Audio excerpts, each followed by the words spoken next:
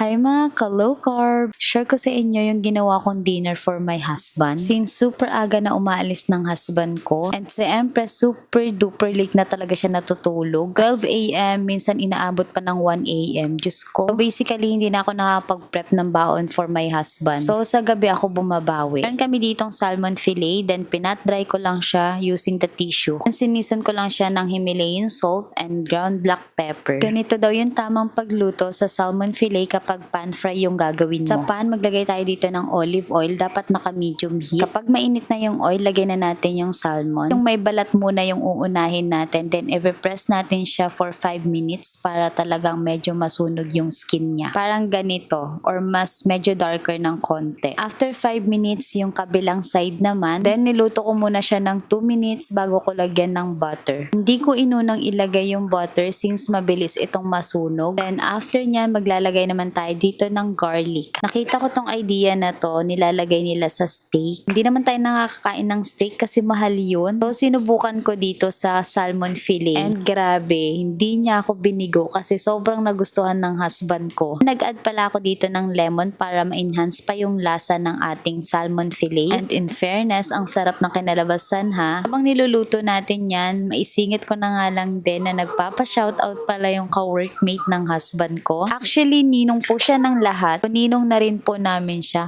Huy, feeling. Shoutout po sa'yo, Ninong Ralph Di Maala. Belated happy birthday po pala. And kay Ma'am Cheche, belated happy birthday din po. And kay Sir Jason, sa small business niya po. Thank you po sa support ninyo and hindi nyo po alam na sobrang happy ko po. Papala feeling kapag may nagpapa-shoutout sa'yo. Sobrang nakakataba ng puso. First time lang kasi, kaya thank you po ng marami. So, balik na tayo dito sa niluluto ko. Papartneran ko lang yung salmon fillet ng broccoli. Nagpakulo ako dito ng tubig. Then after niya, nag-add ako dito ng asin. Then ilagay na natin itong kinat nating broccoli. Make sure na nahugasan nyo ng mabuti yung broccoli bago nyo siya lutuin kasi may mga insekto po yan sa singit-singit. Nugasan ko lang yan ng water na may baking soda. So iba-blanch lang natin yan for 2 minutes. Huwag nyong i-overcook para pag kinain nyo i-crispy pa rin. And ito yung ginagawa ko kapag ayoko ng overcook na gulay. Super love din ng husband ko yung ganyang luto lang. After mo siyang ma-blanch ng 2 minutes, hugasan mo na siya agad sa running water para hindi rin maluto ng bongga yung broccoli. Then, nag-boiled ako ng egg. Perfect ng pagkakaluto ko dito and avocado. So, yun lang. Stay healthy, stay low carb. Bye!